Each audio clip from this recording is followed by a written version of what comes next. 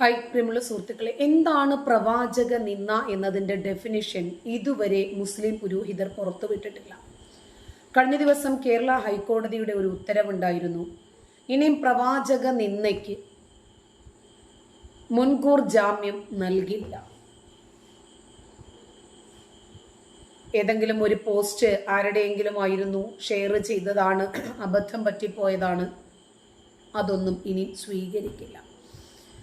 അപ്പൊ പ്രവാചക നിന്ന എന്താണ്? ജോസഫ് മാഷ് പ്രവാചക നിന്ന നടത്തിയിട്ടില്ല എന്ന് നമുക്ക് എല്ലാവർക്കും അറിയാം. സർവോപരി ജോസഫ് മാഷ്ക്കും അറിയാം, മാഷിന്റെ കൈ വെട്ടിയവർക്കും അറിയാം, കാല് വെട്ടിയവർക്കും അറിയാം, പീഡിപ്പിച്ചവർക്കറിയാം, ജോലി കളഞ്ഞവർക്കറിയാം, ജോലിയിൽ നിന്നും പിരിച്ചുവിട്ടവർക്കറിയാം, പെൻഷൻ നൽകാതെ പീഡിപ്പിച്ചവർക്കറിയാം, ആ മനുഷ്യനെ മഠയനെന്ന് വിളിച്ച വിദ്യാഭ്യാസ മന്ത്രിക്കറിയാം, സഭയിൽ നിന്ന് പുറത്താക്കി സഭയ്ക്കറിയാം, ആ മനുഷ്യനെ ക്രൂരമായി ഉപദ്രവിക്കുകയും പീഡിപ്പിക്കുകയും ചെയ്ത് കൈകാലുകൾ വെട്ടിയെറിഞ്ഞ എല്ലാവർക്കും അറിയാം. പക്ഷേ മുഹമ്മദ് എന്ന പേര് അവിടെ എടുത്തുപയോഗിച്ചു പോയി.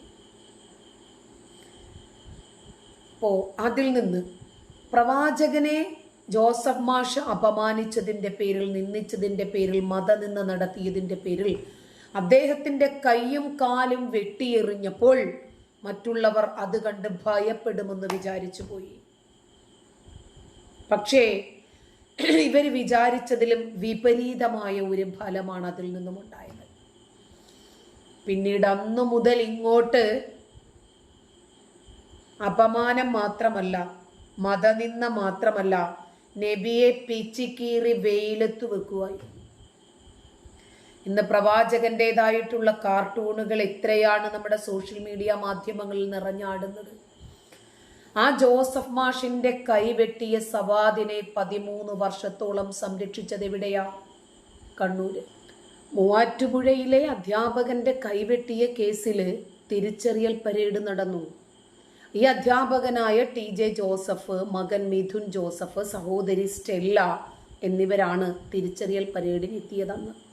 എറണാകുളം സബ് ജയിലിലാണ് മുഖ്യപ്രതി അശമന്നൂർ സവാദിന്റെ തിരിച്ചറിയൽ പരേഡ് നടന്നത്. NIA സംഘം എറണാകുളം CJM കോടതിയിൽ തിരിച്ചറിയൽ പരേഡിനുള്ള അപേക്ഷ നൽകിയിരുന്നു. അതിനാണ് അനുമതി കിട്ടിയത്. അങ്ങനെ അനുമതി നൽകിയ കോടതി നടപടികൾക്ക് മേൽനോട്ടം വഹിക്കാൻ ഒരു മജിസ്ട്രേറ്റിനെയും ചുമതലപ്പെടുത്തിയിരുന്നു.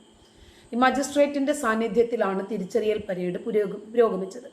കേസിലെ 1-ാം പ്രതിയായ അശമന്നൂർ സവാദ് 13 വർഷങ്ങൾക്ക് ശേഷമാണ് NIA സംഘം ഇയാളെ പിടികൂടുന്നത് കണ്ണൂരിൽ നിന്ന്.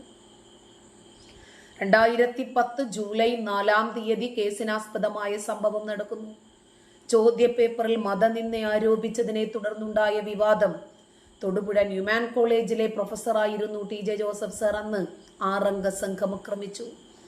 സംഭവം നടന്ന അന്ന് തന്നെ ജോസഫ് മാഷിന്റെ കൈയും കാലും വെട്ടിയ മഴുവുമായി ഒളിവിൽ പോയ വ്യക്തിയാണ് ഈ മുഖ്യപ്രതിയായ അശമന്നൂർ നൂലേലി. മുടശ്ശേരി വീട്ടിൽ സവാദ് എന്ന 38-കാരൻ. അന്വേഷണം വ്യാപിപ്പിച്ചു. എല്ലാ നാടുകളിലും അന്വേഷണം നടന്നു. ഇവിടെയുള്ള കേരളത്തില് കണ്ണൂരിരിക്കുന്ന സവാദിനെ ലോകത്തിന്റെ വിവിധ നാടുകളിൽ അന്വേഷിച്ചിട്ട് കാര്യമുണ്ടോ? ഉണ്ടോ? കേരള പോലീസ് അന്വേഷിച്ചിരുന്ന കേസ് 2011-ലാണ് NIA ഏറ്റെടുക്കുന്നത്. അപ്പൊ NIA-യുടെ പോലും കണ്ണു വെട്ടിച്ച് കണ്ണൂര് സുഖസുന്ദരമായി ജീവിക്കാൻ ഇയാൾക്ക് കഴിഞ്ഞു. ഈ സവാദ് എന്ന് പറയുന്ന കാപാലികന് വേണ്ടുന്ന രൂപത്തിൽ സുരക്ഷ ഒരുക്കി കൊടുത്ത് അവന് ഭക്ഷണവും വെള്ളവും താമസിക്കാനുള്ള പാർപ്പിടവും മാസച്ചെലവിനുള്ള പണവും ഭാര്യയെയും അമ്മായിയപ്പനും 2 പെൺകുഞ്ഞുങ്ങളും എല്ലാ സൗകര്യങ്ങളും ചെയ്തു കൊടുത്ത ആളുകളും ഇപ്പോൾ NIA-യുടെ വലയിലായിട്ടുണ്ട്. ഇപ്പോഴിതാ വീണ്ടും പ്രവാചക നിന്നെ ആരോപിച്ച് പോലീസ് സ്റ്റേഷൻ ഇടിച്ച് തകർത്തിരിക്കുന്നു. വെറുതെ ഇരിക്കൂ പോലീസ്? കേരളത്തിലാണെങ്കിൽ കുഴപ്പമുണ്ടായിരിക്കില്ല. പക്ഷേ ഇതെവിടെയാ നടന്നത്? അവന്റെ ഒക്കെ അടിവേര് തോണ്ടുന്ന നാട്ടിലാണിത് നടന്നത്. പ്രവാചക നിന്നെ ആരോപിച്ചിട്ട് ബുൾഡോസർ ഉപയോഗിച്ച് പോലീസ് സ്റ്റേഷൻ തകർക്കുക.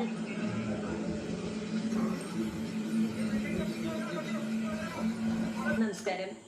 പ്രവാചകനെ അപമാനിച്ചെന്നാരോപിച്ച് കലാപമുണ്ടായി ഉണ്ടാക്കാൻ ശ്രമിച്ച ഇസ്ലാമിസ്റ്റുകൾക്കെതിരെ ബുൾഡോസർ നടപടിയുമായി മധ്യപ്രദേശ് സർക്കാർ. മഹാരാഷ്ട്രയിൽ നിന്നുള്ള രാമഗിരി മഹാരാജ് പ്രവാചകനെതിരെ പ്രസംഗിച്ചെന്നാരോപിച്ച് ഇസ്ലാമിസ്റ്റുകൾ പോലീസ് സ്റ്റേഷൻ ആക്രമിച്ചിരുന്നു. പിന്നാലെയാണ് പോലീസിന് നേരെ കല്ലെറിഞ്ഞ പ്രതികളുടെ വീടുകൾ അധികൃതർ ബുൾഡോസർ ഉപയോഗിച്ച് പൊളിക്കാൻ ആരംഭിച്ചത്. ഇതിന്റെ ദൃശ്യം ബുൾഡോസർ ഉപയോഗിച്ചിട്ട് പോലീസ് സ്റ്റേഷൻ തകർക്കുന്നതല്ല നമ്മൾ കാണുന്നത്.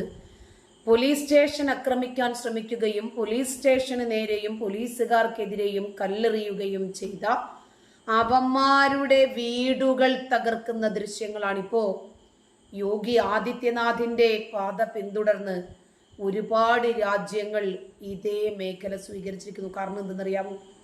ഇവരോട് ഇതേ പറ്റൂ, ഷഠനോട് ഷാഠ്യമേ പറ്റൂ. ഇവരോട് നയതന്ത്രപരമായി കാര്യങ്ങൾ പറഞ്ഞു മനസ്സിലാക്കാമെന്ന് വിചാരിച്ചാൽ നടക്കില്ല.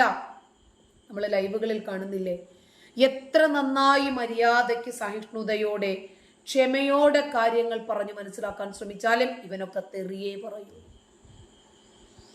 അനാവശ്യങ്ങളെ പറയും. ഇവന്മാര് മാത്രമല്ല, അപ്പിക്കുപ്പായക്കാരികൾ വന്നിട്ട് പറയുന്ന തെറിവിളി എന്താ? 3.5 വയസ്സ് മുതൽ മദ്രസയിൽ നിന്ന് ലഭിക്കുന്ന സംസ്കാരമല്ലേ തലച്ചോറിൽ? പെട്ടെന്ന് മാറുമോ? അതല്ലെങ്കിൽ പിന്നെ ഒരു എക്സ്ട്രാ ആക്ടിവിറ്റി ഒരു മനുഷ്യൻ നേടിയെടുക്കണം. ഈ മതത്തെക്കുറിച്ച് മനസ്സിലാക്കി എന്ത് വന്നാലും സാരമില്ല, ഇതിൽ നിന്നും പുറത്തു പോകാം. ഇതിലെ മാനവിക വിരുദ്ധതകളെ തുറന്നു പറയാൻ ഒരു ധൈര്യം വേറെ നേടിയെടുക്കണം. നിങ്ങൾ ഇപ്പോൾ സോഷ്യൽ മീഡിയയിൽ വൈറലാകുന്നുണ്ട്, അതേക്കുറിച്ച് നമുക്കൊന്ന് കാണാം.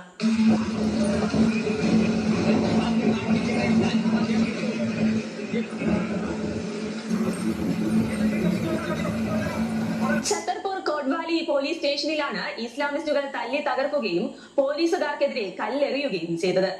ഈ പ്രതികൾക്കെതിരെ കർശന നടപടിയെടുക്കാൻ മുഖ്യമന്ത്രി മോഹൻ യാദവ് ഉത്തരവിട്ടിരുന്നു. തുടർന്നാണ് സംഘർഷത്തിൽ ഉൾപ്പെടെ 150 പേർക്കെതിരെ പോലീസ് കേസെടുത്തതും ബുൾഡോസർ നടപടി ഇപ്പോൾ സ്വീകരിച്ചിരിക്കുന്നതും. പിന്നാലെയാണ് പോലീസിന് നേരെ കല്ലെറിഞ്ഞ പ്രതികളുടെ വീടുകൾ അധികൃതർ ബുൾഡോസർ ഉപയോഗിച്ച് പൊളിക്കാൻ ആരംഭിച്ചത്. മുഖ്യമന്ത്രി ഷെയ്ഖ് ഹാജിയുടെ വീട്ടിലാണ് ബുൾഡോസർ നടപടി ആദ്യമുണ്ടായത്. അതേസമയം സംഘർഷമുണ്ടാകാൻ സാധ്യതയുള്ളതിനാൽ സ്ഥലത്ത് കനത്ത പോലീസ് സന്നാഹത്തെ വിന്യസിച്ചിട്ടുണ്ട്. മധ്യപ്രദേശ് ഒരു സമാധാനത്തിന്റെ സംസ്ഥാനമാണ്. ആസൂത്രിതമായി നിയമം കയ്യിലെടുക്കുന്ന ആരെയും ഇവിടെ അനുവദിക്കില്ല. ഭാവിയിൽ ഇത്തരം സംഭവങ്ങൾ ആവർത്തിക്കാതിരിക്കാൻ കുറ്റവാളികളെ വേഗത്തിൽ കണ്ടെത്തി അവർക്കെതിരെ കർശന നടപടി സ്വീകരിക്കാൻ ഉന്നത പോലീസ് ഉദ്യോഗസ്ഥർക്ക് വ്യക്തമായ നിർദ്ദേശം നൽകിയിട്ടുണ്ട്. സംസ്ഥാനത്ത് സമാധാനവും ഐക്യവും നിലനിർത്തുക എന്നതാണ് ഞങ്ങളുടെ മുൻഗണനയെന്നാണ് മുഖ്യമന്ത്രി മോഹൻ യാദവ് സംഭവത്തിന് ശേഷം പ്രതികരിച്ചത്. Web desk. ശരിയല്ലേ? നാട്ടിൽ സമാധാനം സ്ഥാപിക്കപ്പെടണമെങ്കിൽ ഇത്തരം അക്രമകാരികളെ കൽത്തുറങ്കിലടയ്ക്കണം. മാതൃകാപരമായി ഇവനെയൊക്കെ ശിക്ഷിക്കണം. ഒരുപാടങ്ങ് അഴിഞ്ഞാടി തലയിൽ കയറാൻ വന്നാൽ പിന്നെ എന്ത് ചെയ്യണം? പൂട്ടണം ഇവനെയൊക്കെ. പോലീസ് സ്റ്റേഷൻ തല്ലി തകർക്ക ഒരാൾ പ്രസംഗിച്ചു, നബി നിന്ന. എടാ, നബിയെ കുറിച്ചിട്ടുള്ള ഏറ്റവും വലിയ നിന്ന ഹദീസുകളാണ്. മതത്തെ സംബന്ധിക്കുന്ന ഏറ്റവും വലിയ നിന്ന മതപുസ്തകം എന്ന് പറയുന്ന ഖുർആനാണ്. ഖുർആനോളം ഹദീസോളം മതനിന്ദയും അള്ളാഹുവിനോടുള്ള നിന്ദയും പ്രവാചക നിന്ദയും എങ്ങും ഞാൻ കണ്ടിട്ടില്ല. നന്ദി.